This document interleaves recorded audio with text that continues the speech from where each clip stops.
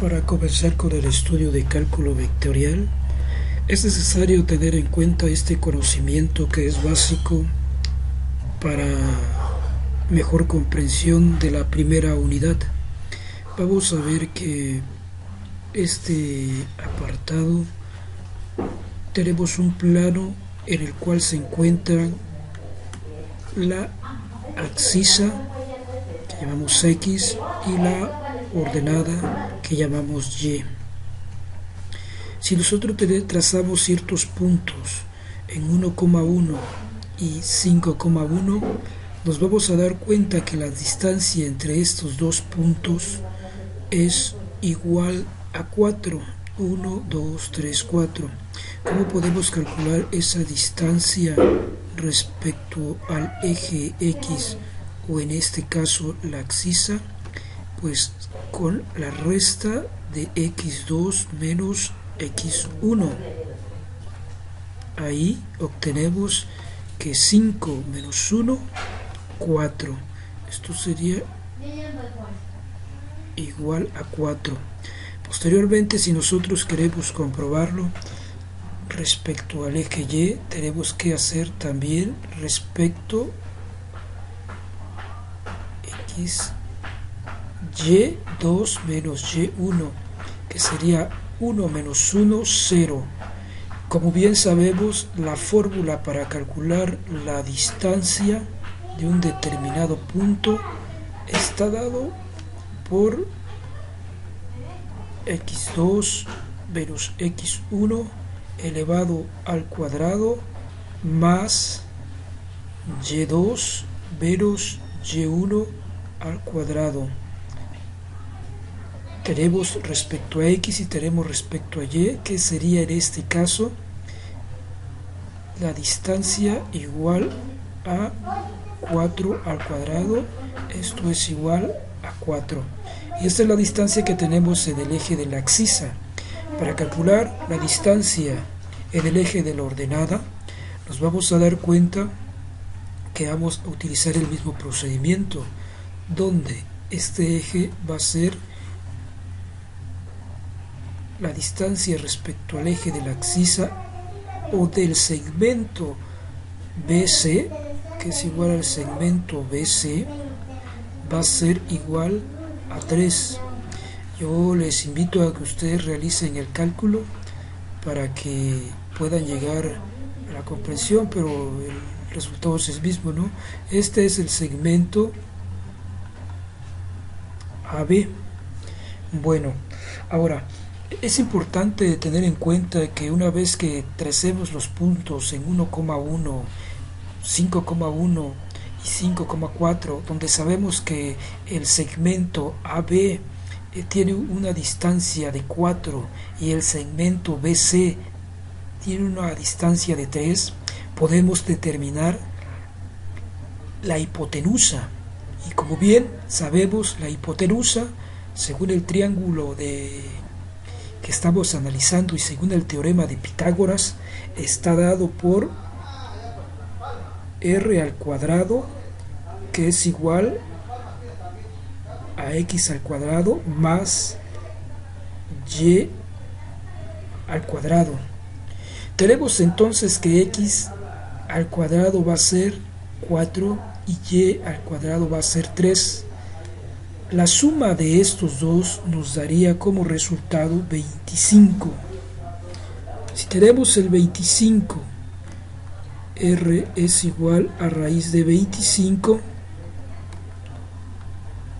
que esto es igual a 5, es decir, la hipotenusa tiene un valor de 5 que va del segmento A al segmento C. Como ustedes podrán darse cuenta, hemos determinado la hipotenusa, y esto es básico para llegar al conocimiento o a la comprensión del cálculo vectorial. Ahora bien, voy a borrar esto para que sigamos analizando el mismo la misma imagen, pero ahora viéndolo de una perspectiva diferente, ¿no? Imaginemos que se nos da un punto en el plano de A AC. Ahí tenemos el punto, ¿no? Tenemos el segmento A. Y que esto es igual a ¿qué? 1,1, 5,4. El segmento AC está determinado por las siguientes coordenadas. En A está en 1,1 y en C, perdón, está en 5,4. Bueno, este segmento, si nosotros lo queremos analizar, nos vamos a dar cuenta que vamos a obtener también la hipotenusa y vamos a llegar al mismo resultado.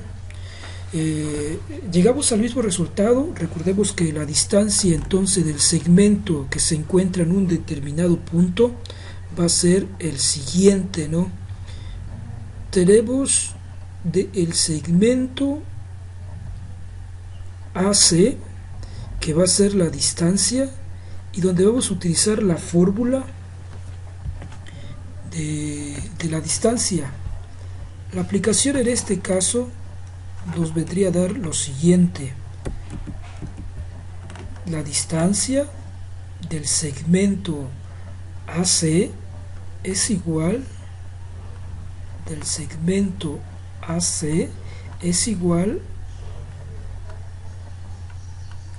a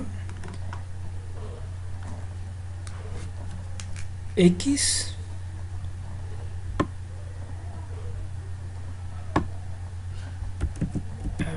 vamos a ver, a X2 menos X1 al cuadrado más Y2 menos Y1 al cuadrado. Bueno, si nos damos cuenta y nos ponemos a analizar, vamos a fijar lo siguiente, que en este caso tenemos X1, tenemos Y1, tenemos X2 y tenemos Y2. Entonces mi distancia está determinado por lo siguiente, ¿no? X2 menos X1 sería 5 menos 1 al cuadrado más 4 menos 1 al cuadrado, y esto sería igual a 4 al cuadrado más 3 al cuadrado. Esto es igual a 5. Como ustedes podrán darse cuenta, lo calculamos respecto a dos puntos, primeramente, donde teníamos el segmento en la axisa 1,1, 5,1, y luego calculamos la distancia respecto a la axisa, que nos daba 4, y luego calculamos el segmento BC 5,1, 5,4, tenía una distancia de 3, y finalmente poder calcular la hipotenusa, y de las dos formas llegamos al mismo resultado. Eso es importante tenerlo muy en cuenta. Eso es todo. Mi nombre es Alberto Ruiz y voy a subir otro video para que se comprenda de dónde salen las razones trigonométricas, que es con lo que vamos a trabajar.